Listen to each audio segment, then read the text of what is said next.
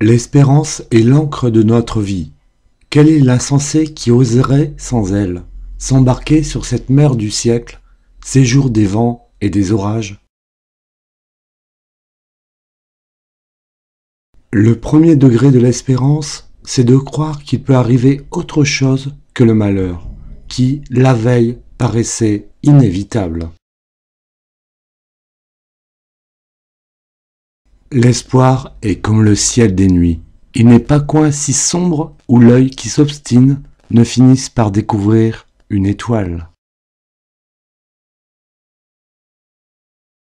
L'espoir est une espèce de lumière intérieure qui doit nous éclairer, nous guider et non nous éblouir. On peut tout perdre, la richesse, le prestige, mais le bonheur dans ton cœur te reviendra toujours, tant que tu vivras, tant que tu lèveras les yeux sans crainte vers le ciel. Tu seras sûr d'être pur et tu reviendras heureux, quoi qu'il arrive. C'est la vie, il faut toujours recommencer lorsque tout est perdu. Ne cédez jamais au désespoir, mais si cela devait vous arriver, luttez avec l'énergie du désespoir.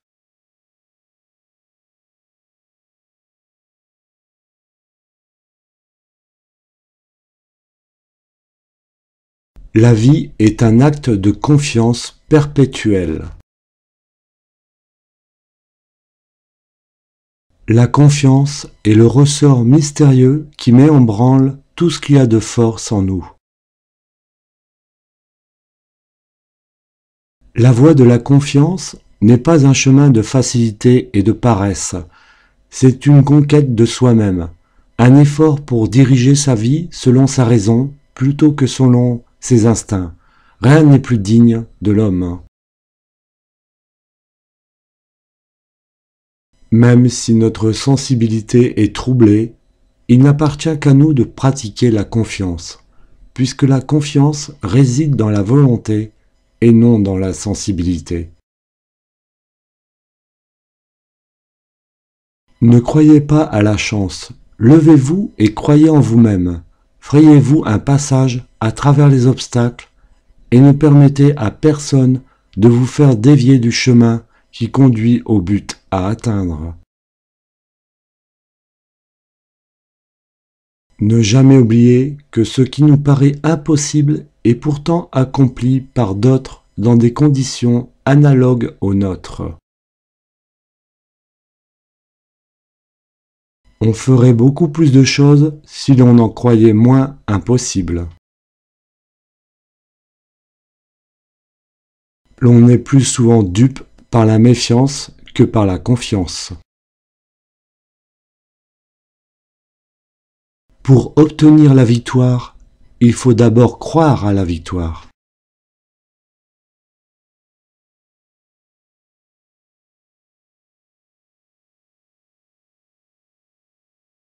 On pense bien à la foi, à la charité. On ne pense pas qu'espérer est un devoir chrétien. Je ne suis pas éloigné de croire que l'espérance est à l'âme ce que la respiration est à l'être vivant. L'espérance chrétienne est tout autre chose qu'un optimisme qui veut ignorer les difficultés et les échecs. L'espérance, c'est de faire face. Lorsque la situation est humainement désespérée, c'est alors que commence l'espérance chrétienne. Je ne connais pas Dieu, mais je suis connu de lui, et c'est cela qui est l'espérance.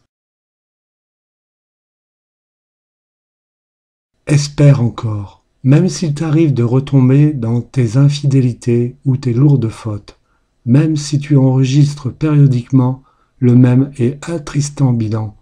Évite alors par-dessus tout le découragement. Dieu ne ferme jamais une porte sans en ouvrir une autre.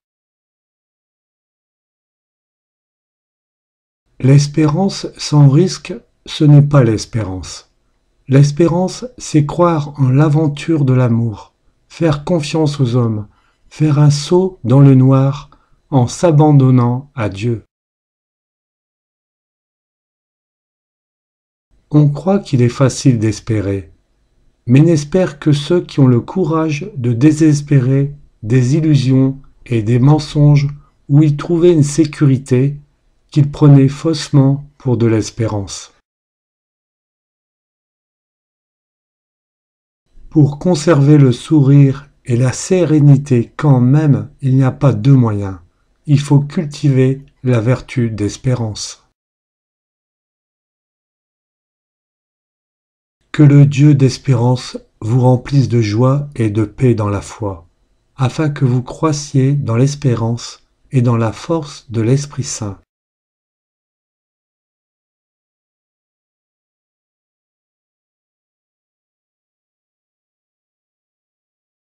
Réjouissez-vous dans le Seigneur en tout temps.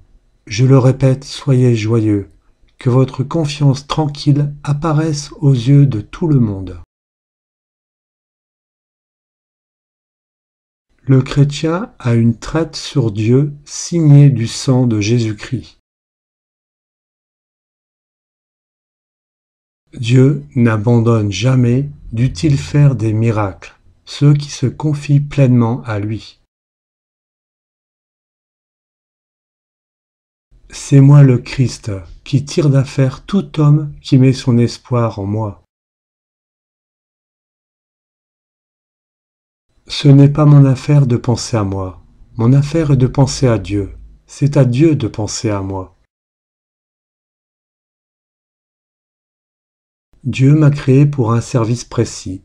Il m'a confié une tâche qu'il n'a pas confiée à un autre. J'ai ma mission. Il se peut que je ne la connaisse pas ici-bas, mais elle me sera révélée là-haut. Je suis un maillon dans une chaîne, un lien entre certains hommes. Il ne m'a pas créé en vain, je ferai du bien. C'est pourquoi j'aurai confiance en lui. Quoi que je fasse, où que je sois, il ne peut me rejeter. Si je suis malade, plein de soucis, de douleurs, ma maladie, mes soucis, ma douleur peuvent servir sa cause. Il ne fait rien en vain. Il sait ce qu'il fait. Confiance dans la vie, c'est confiance en soi, confiance dans les hommes et surtout confiance en celui qui a dit « Ayez confiance, j'ai vaincu le monde ». Même si notre dernière chemise nous est enlevée, notre confiance en Dieu demeure.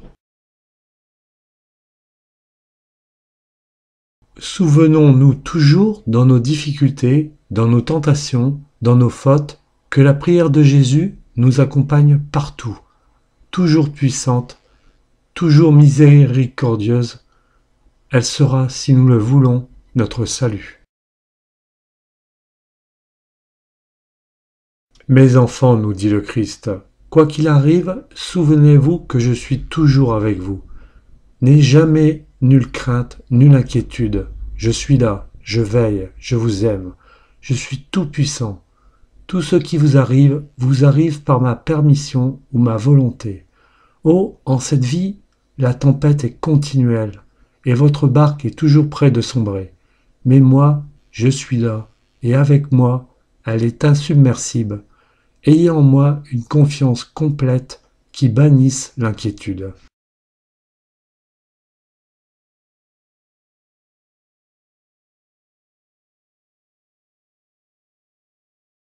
Une conversion, c'est un homme qui se redresse et décide de se laisser emporter désormais dans une rafale de confiance.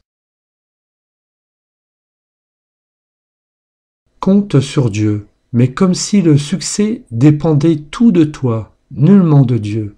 Mets-toi tout à l'œuvre, mais comme si tous tes efforts n'étaient rien et que Dieu seul devait tout faire. Celui qui, dans l'inquiétude ou la douleur, se sait néanmoins dans les mains du Père, celui-là, au sein de son angoisse, se trouve déjà dans l'Éternel. Il faut voir dans les événements la main de Dieu, sans jamais oublier que c'est son cœur qui guide sa main. Dieu est le maître de l'heure. Il donne quand il lui plaît, selon ses vues à lui, non les nôtres. Et souvent il répond à nos impatiences enfantines en nous accordant, au moment voulu par lui, plus que nous n'avions demandé. Nous voudrions souvent décider de ce que les seigneurs devraient faire et aussi de la manière dont ils devraient le faire. Ce que Jésus désire, c'est que nous nous laissons faire, soumission adorante à ses initiatives, lors même que nous ne les comprenons pas. Que rien ne te trouble, que rien ne t'épouvante, tout passe, Dieu ne change point, la patience obtient tout. À qui possède Dieu, rien ne manque, Dieu seul suffit. Dans le ciel le plus sombre, la croix reste le plus grand signe d'amour et le plus grand motif d'espoir. Jésus, que rien ne me trouble, que rien ne m'arrête en chemin. Vous êtes le seul but de ma vie, le reste n'est rien. Pourvu que je vous aime et que j'aille vers vous, peu importe le reste, que je sache bien vous sacrifier, Seigneur, toutes mes peines d'esprit et de cœur. La terre n'est rien, le monde n'est rien. Vous, Jésus, vous êtes tout pour moi, qui suis tout à vous. Ce qui plaît à Dieu dans mon âme, c'est l'espérance aveugle que j'ai en sa miséricorde. Ne vous inquiétez pas du lendemain. Le lendemain s'inquiétera pour lui-même. À chaque jour suffit sa peine.